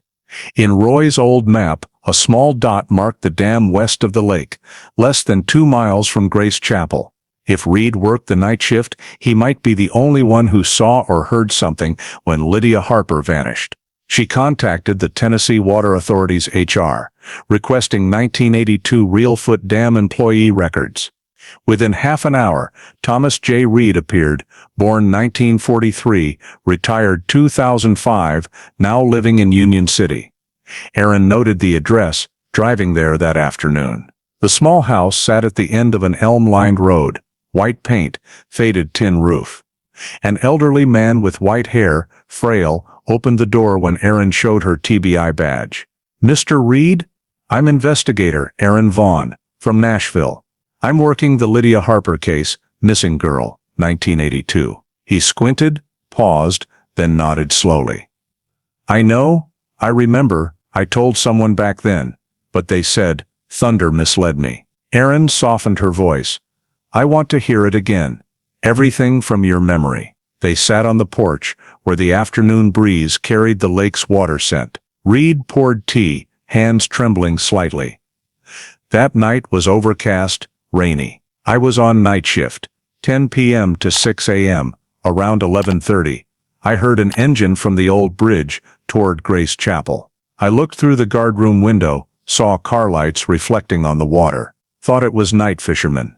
But then I saw a silver truck parked there, and nearby a small light-colored car, maybe blue or teal, I'm not sure." He paused, taking a deep breath. "Two people, a man and a girl," they argued. I couldn't hear clearly, just saw the girl raise her hand, then the man step closer. Then came a metal crash, a sharp break, then a loud splash, like something fell in. Erin scribbled every detail, voice betraying excitement. "You're sure of the timing?" He nodded. "I had a shift clock. I wrote it down, thinking someone had an accident. I ran out, but it was raining, the road slick. When I got there, only the silver truck was left for a moment, headlights on. Then it backed up, turned, and left. I tried to see the plate, but water splashed. I only caught the last 2 digits, maybe 74 or 14. Said. Erin looked up. Keen's Ford, F-150 plate, TN 2174. Reed continued, voice lower. "Next morning, I told a patrol officer, but he said it was probably thunder. I wasn't questioned further. I wrote it in the shift log, as required. Every incident had to be noted." Aaron asked to see the log, if it existed. Reed stood, went inside, returning with a thick, worn black notebook, yellowed pages. He flipped to a middle page, neat handwriting still clear. June 17, 1982, 23:47. Heard brakes, water noise near Old Bridge. 0:05, silver truck lights left scene. Light rain, poor visibility. Signed below T.J. Reed. Aaron photographed each page, sealing a photocopy as evidence. Checking the timeline, the shift log matched the 1982 coroner's estimated time of death, 11:30 p.m. to 2 a.m. This couldn't be coincidence. Mr. Reed, she said, are you willing to give an official statement again? This time, it'll be recorded properly. He looked at her, eyes misty. I've waited nearly 40 years for someone to ask that. I'm ready. Aaron packed her notes, standing to thank him. Before she left, Reed called out, that girl, Lydia. I remember her, in a light dress. When the car sank, I heard a scream. Short, then silence. Tell her mother I never forgot that sound. Driving back, Aaron stopped by Reelfoot Lake. It was dark, the water still, only moonlight reflecting. She opened her work log, writing quickly. Tommy Reed testimony, direct witness. 23:47, saw silver truck and light car near bridge. Man and girl argued, then brakes and water noise. Truck left scene at 0:05, shift log confirmed. Plate ended in 74, matches Keen's TN 2174. Timeline matches coroner's report. Conclusion, independent witness confirms collision and suspect's departure. Reading it over, Aaron knew she'd found what Roy sought his whole life, a first-hand account. Reed, forgotten in faded records, was now the key linking the 911 voice and the silver paint. The next morning, Aaron brought Reed's notes, log photos and statement to the prosecutor's office. In her summary, she wrote, Witness Thomas J. Reed confirms the presence of a silver truck and interaction between Reverend Keen and the victim before the collision. Shift log timeline matches time of death. Testimony is independent, consistent with physical evidence. The prosecutor read it, looking up at Aaron. You've brought the final piece. This is no longer a cold case. Aaron left the building, early wind carrying lake mist through her hair. In her mind, Roy Templeton's voice echoed. The car spoke, but no one listened. She smiled faintly, whispering, Someone's listening now, Roy. The witness spoke too. The search warrant was signed Monday morning, 3 days after Tommy Reed's testimony was certified as official evidence. Aaron Vaughn held the fresh-inked paper, bearing the Tennessee Bureau of Investigation vs. Grace Chapel Ministries title. The Obion County Court's red seal stark like a final cut through the shield Daniel Keen had built for nearly 40 years. She stood before the chapel, early wind rustling through old oaks, dry leaves swirling on the stone path. Grace Chapel stood quiet as a framed photo, mossy tiles, stained glass windows, reflecting pale sky. Inside, organ music echoed faintly. As Aaron and the tech team entered, Reverend Keen stood in the main hall, black robe pristine. He saw them but showed no surprise, only a faint smile. I assume you have a warrant. Aaron handed over the paper. We need to search all areas of Grace Chapel, including the sanctuary, office, and rear storage. You may observe the process. Keen nodded, voice light as air. I have nothing to hide. But Aaron saw his hands tremble slightly as he placed the keys on the wooden table. The tech team started in the rear storage shed, a rarely visited room, separate from the administrative area. The door was locked with an old iron padlock, thick with dust. When the light flicked on, yellow glow revealed a stuffy space, heavy with paint and oil smells. On wooden shelves, dusty items stacked, crates, paint cans, fabric rolls, solvent bottles, and old metal tins labeled PPG-8F silver metallic. Aaron approached, gloved hand touching one. The lid opened easily, revealing thickened silver paint, still shimmering. She read the faded label, Ford Motor Company, 1981. Preserve it, seal it, she ordered. A technician photographed, labeling the evidence. Beside the cans, A bundle of old rags was tied with cord. Aaron bent down, noticing faint silver glints on some. She requested samples to test for a match with the paint on Lydia's car. In the shed's corner, on a rotting wooden table, she found a small black notebook, dust-caked, pages curled. She opened it, the first line in blue ink, bold and neat. I have sinned. The water will keep silent. Below were fragmented entries, cryptic, mixed with Bible quotes. One page had a single line, every sin has its price. Aaron flipped further, a middle passage chilling her. I didn't hear brakes, only water. It flowed quiet as a prayer. She gripped the notebook, eyes lifting to Keene. He stood meters away, hands clasped, gazing at the table as if he knew what they'd find. Is this your notebook? Aaron asked. Keene smiled faintly, not answering. Some things in a pastor's life shouldn't be reread, Miss Vaughn. Aaron replied curtly, but this is evidence. As the tech team finished sealing, they found faint shoe prints on the concrete floor, matching the size of Keene's current leather shoes. In a table drawer, they recovered an old photo, Keene beside a silver Ford F-150, Grace Chapel Ministries sign behind, dated 1981. The photo was yellowed, edges curled, but the truck was clear, plate TN 2174. Aaron stared long, then said softly, You kept a memento after all. At the scene, the team lifted fingerprints from the paint can lids and notebook. By afternoon, preliminary results arrived. Prints matched Reverend Daniel Keene 100%. Aaron held the facts, eyes on the final line. Match confirmed, right thumb. Every piece now locked together. Returning to the hall, Keene sat in the front pew, hands clasped. I hear you found my notebook, he said, voice calm. Perhaps you think you've found the truth. Aaron stepped closer, voice cold. The truth doesn't need finding, it reveals itself. You kept it in that shed for nearly 40 years. He looked up, eyes bright but empty. Do you believe in redemption, Agent? I do, Aaron replied.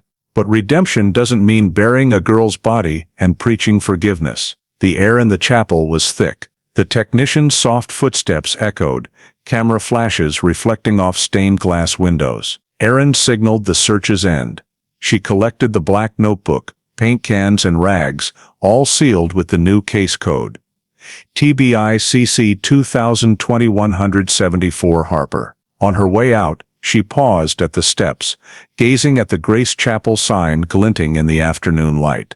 The white-painted wooden letters were worn, but Grace stood clear. Aaron thought of Roy, his words. He won't pray in silence forever. She opened her phone, texting the forensic team. Fingerprints confirm Keene.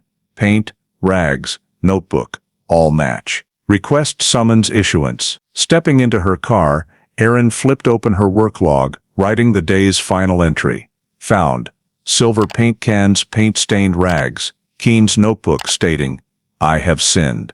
The water will keep silent. Fingerprints match. Conclusion. He believed the water could keep secrets, but the water spoke. She glanced in the rearview mirror, the chapel shrinking behind, only its old tiled roof silhouetted against Reelfoot Lake's darkening surface. In that moment, Aaron sensed the fragile line between sin and faith, prayer and confession. She knew the next time she passed through that door, it wouldn't be for a search, but to arrest the man who'd hidden behind sermons for 40 years. On Sunday morning, March 22, 2020, Reelfoot's sky was clear and cold. Early light streamed through Grace Chapel's stained glass, casting blood-red patches on the stone floor. Reverend Daniel Keene stood at the pulpit, Bible in hand, voice steady and slow, and the Lord said, The water shall wash away man's sins. Below, parishioners sat silent, many with hands clasped in prayer. As the men faded, the main door swung open. Aaron Vaughn, 2 TBI agents, and the Obion County Sheriff entered. Sunlight glinted off their black jackets, gold badges flashing. Boots echoed on the chapel floor. Some stood, bewildered. Aaron strode down the aisle, voice clear, no microphone needed. Reverend Daniel Keene, by order of the Tennessee court, you are under arrest for second-degree murder. and evidence concealment in the 1982 Lydia Harper case. The air froze. Gasps and faint prayers to God murmured. Keene looked down, hand still on the open Bible. His lips trembled, but his voice was oddly calm. "You're mistaken. I only prayed for the lost." Aaron produced the arrest warrant, holding it before him. "No more doubts, Reverend. The water spoke, and now you must answer." Two agents approached. Keene didn't resist, only looked up at the silent, bowed heads. "Don't fear," he said softly. "All will be clear." As cuffs clicked shut, the sharp sound of metal rang in the sanctuary. The interrogation began that afternoon at the Obion County Sheriff's office. The small room held a wooden table, recorder, and one-way glass. Aaron sat across from Keene, between them a thick file and his old black notebook, its first page still bearing, "I have sinned. The water will keep silent." In the corner, State Prosecutor James Hollander observed.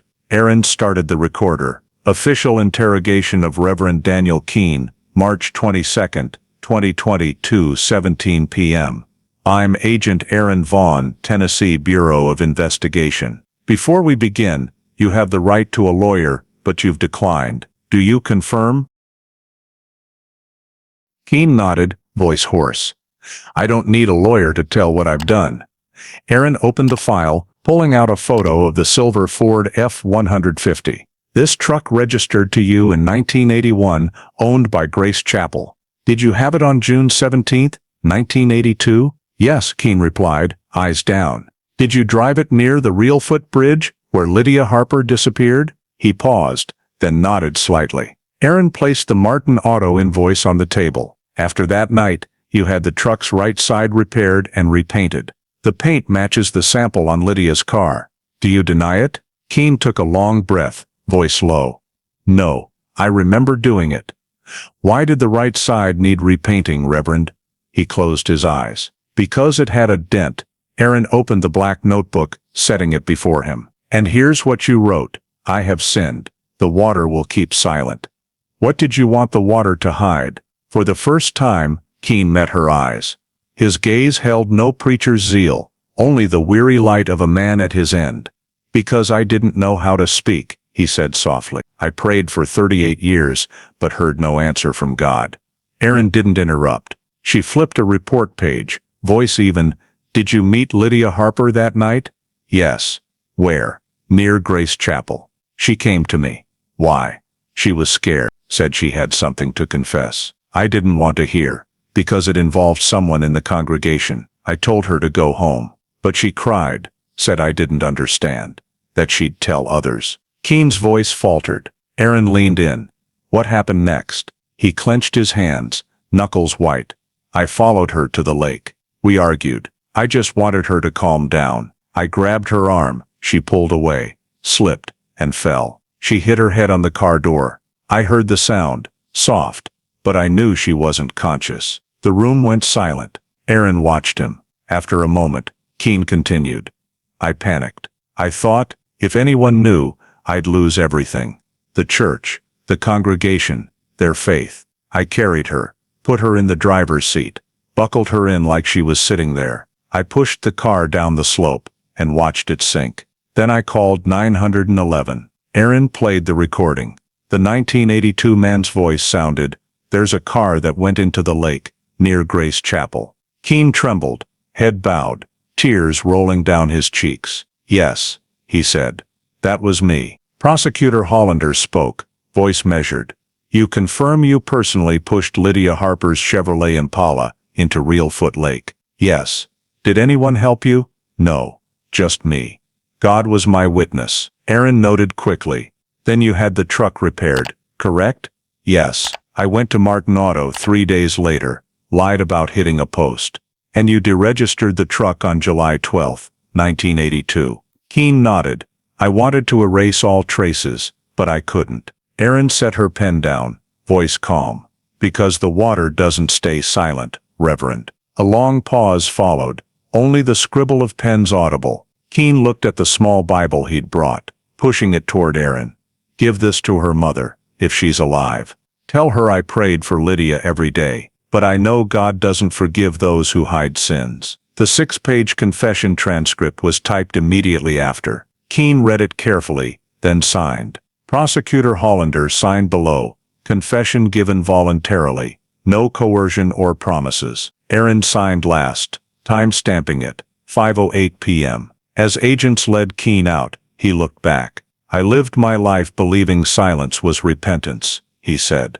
"But maybe speaking is true redemption." Aaron stood, watching him disappear through the iron door. She didn't see a pastor, but an ordinary man, small, trembling, choked by his own faith for 40 years. She closed the file, voice low. "Roy, you were right. The car spoke, and now he has too." Outside, Tennessee's afternoon glowed pale. Wind from Reelfoot Lake whispering through the headquarters hall. In that distant sound, Aaron imagined water lapping against a car's body, repeating, not the sound of sin, but of justice returning. 3 days after the interrogation, the case file for State of Tennessee v. Reverend Daniel Keene was finalized and submitted by Prosecutor James Hollander to the Obion County Court. The nearly 300-page file contained the evidence Aaron Vaughn and the TBI cold case team gathered over 6 months: forensic analyses, voice print results, witness testimony, repair invoices, church evidence, and the confession transcript. Each page was a piece of a picture buried for 40 years, now laid bare before the law. The charges in the indictment: second-degree murder under Tennessee criminal law for intentional injury causing death without premeditated intent to kill. Additionally, Keene faced charges of criminal evidence concealment and false reporting to authorities regarding the 1982 911 call. When the indictment was announced, Reelfoot was shaken. The next Sunday, Grace Chapel's doors were locked, its sign draped in black cloth. Many couldn't believe the gentle pastor who baptized hundreds could be charged with killing a girl he prayed for. But the prosecution's file left no room for blind faith. On March 27th, the preliminary hearing took place in the county court's small courtroom. Aaron attended with Hollander. Defendant Daniel Keene was escorted in, wearing a gray prison jumpsuit, wrists marked by cuffs. Beside him was defense attorney Jonathan Merrill, hired by the church, experienced in criminal cases with religious elements. The hearing began with the prosecution summarizing key evidence: defendant's voluntary confession, physical and biological evidence analyses, witness Tommy Reed, confirming Keene and Lydia Harper's presence that night, FBI report identifying Keene's voice in the 911 call with 91% probability, notebook containing indirect confession. Merrill stood to counter, arguing to reduce the charge from second-degree murder to involuntary manslaughter, claiming Lydia's death was accidental during an argument, and Keene acted in panic, not malice. He emphasized Keene's age and health, saying, "The defendant lived 40 years in torment, that itself is punishment." Hollander didn't let it slide. He stood, voice calm but sharp. "Your Honor, no one here can define punishment when the victim lay at the lake's bottom for 40 years. Reverend Keene didn't just cause Lydia Harper's death. He deliberately hid the crime, staged a false scene, repaired his truck to erase traces, called 911 to mislead, and preached forgiveness from a pulpit. That's not accidental, that's calculated." The courtroom fell silent. Keene sat, head bowed, hands clasped, wordless. Judge Margaret Collins reviewed the evidence copies, then ruled, "The court finds sufficient grounds to determine defendant Daniel Keene acted with clear awareness of consequences, though without premeditated intent to kill." The motion to reduce charges is denied. Charges stand: second-degree murder. The trial was set for May 6, 2020, in Obion County Courtroom 2. Pretrial detention was extended for 45 days. After the hearing, Aaron exited amid reporters' camera clicks. She answered no questions until one asked, "What made you believe this case was worth reopening after nearly 40 years?" Aaron paused, replying briefly, "Because someone thought water could stay silent. Our job is to listen when it finally speaks." In the holding cell, Reverend Keene sat on a cold iron bench. Fluorescent light illuminated his haggard face. A wall clock ticked steadily. He stared at his trembling hands, once placed on countless heads in prayer. Now those fingers would sign his own judgment. That evening, Aaron received a call from Hollander. "I reviewed the full file," he said. "Barring changes, we'll seek the maximum, 25 years, no parole." Aaron paused, then replied, "He lived 38 years in lies, 25 in prison will be real. I think Roy Templeton can rest." Before hanging up, Hollander added, "You did what a generation before couldn't, Vaughn. You gave the truth a voice." Aaron smiled, looking out the window. Outside, sunset painted Reelfoot Lake a silver streak, like the paint that started it all. She wrote the final entry in her work log: Harper case file officially moved to prosecution. Trial set for May 6, 2020. 40 years of waiting, justice finally has a date. She closed the log, turned off the light. In the dark room, only faint lake light reflected on the ceiling, quiet, like a promise that this time, silence wouldn't be the end. On May 6, 2020, Obion County Courtroom 2 was packed. Reporters from across Tennessee flocked to Reelfoot, where a case thought buried 40 years ago was now on trial. Reverend Daniel Keene, once Grace Chapel's revered pastor, sat at the defense table, face gaunt and gray, thin hands clasped. At the prosecution table, James Hollander stood beside Aaron Vaughn, the young investigator who revived the case. She looked down at the placard, State of Tennessee v. Reverend Daniel Keene. Judge Margaret Collins entered, her gavel striking 3 sharp notes. The trial for the second-degree murder of Lydia Harper begins. The room's air thickened. Outside, the hallway was crowded, some clutching Bibles, others silent, unable to believe the pastor who blessed their children now faced the bar. Prosecutor Hollander opened with a slow, firm, cold voice, "Your Honor, jury." This case began on June 17, 1982, when a 17-year-old girl, Lydia Harper, vanished and was found dead in Reelfoot Lake. For 40 years, it was labeled unsolved. But water doesn't stay silent forever. With modern technology, evidence returned to tell what the victim couldn't. He paused, pointing to a large projection screen where Aaron controlled slides. The first image was a black and white photo of the 1982 recovered Chevrolet Impala, mud coating half its body, windows shattered, right side deeply dented. Next came modern analysis results: silver paint under a microscope, metallic grain structure, elemental spectra showing a 100% match with Ford silver metallic. 8F, used only on 1981 F-150S. "This is physical evidence," Hollander said, voice resounding. "This paint, in 1982, could only come from one vehicle registered in Obion County, a silver Ford F-150 owned by Reverend Daniel Keene, Grace Chapel Ministries." He moved to the next slide, the mirror shard and synthetic fiber. "We don't just have paint, but a rear-view mirror and seat fabric from that truck, found on the victim's clothing. Physical evidence doesn't lie." Then came biological evidence: unidentified male DNA on Lydia's seatbelt, male fingerprints on her purse not matching the victim, and the 911 call voice. The screen showed the FBI report, 91.3% voice match. Daniel Keene. Audio played the 1982 caller's voice: "There's a car that went into the lake, near Grace Chapel." Then Keene's sermon from the same year, "God grants light to the fallen." The voices blended, nearly indistinguishable. Some in the courtroom held their breath. Hollander continued, "We've established the man who reported the accident that night caused it." Next, the prosecution called Thomas Reed to the stand. The white-haired man, frail but voice clear, testified, "That night, I saw a silver truck and a light-colored car near the bridge. There was arguing, then brakes, water noise. When I ran out, only the truck remained. The plate ended in 74 sit. Silence gripped the room, pens audible." Hollander held up the old photo of Keene's Ford F-150, plate TN 2174. Finally, Aaron took the stand, detailing the reinvestigation, uncovering evidence, unsealing old paint samples, finding paint cans in the notebook in the church shed. She held up the black notebook before the jury. In it, Reverend Keene wrote, "I have sinned. The water will keep silent." But the water didn't stay silent. Defense attorney Jonathan Merrill objected, speaking of accidents, human sin, and forgiveness.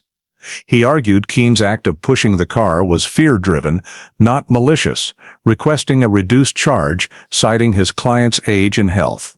Hollander replied sharply, "One repents by facing truth." Reverend Keene preached over the grave of the girl he killed. As arguments closed, Judge Collins sent the jury to deliberate. They returned after 3 hours. The forewoman, a middle-aged woman, stood holding the verdict. "We, the jury in State v. Daniel Keene, after reviewing all evidence, find the defendant guilty of second-degree murder and evidence concealment." A murmur swept the courtroom. Erin closed her eyes, exhaling softly. Keene sat still, looking at the high ceiling where light cast a pale streak. Judge Collins struck the gavel. Under Tennessee Code 3913-210, defendant Daniel Keene is sentenced to 25 years imprisonment, no parole. Sentence effective immediately. Harper, Lydia case, closed. As the gavel echoed, Erin felt the room still. 40 years of silence shattered. Hollander turned to her, whispering, Roy Templeton smiling. As Keene was led away, he looked back at Erin. His voice was hoarse but steady.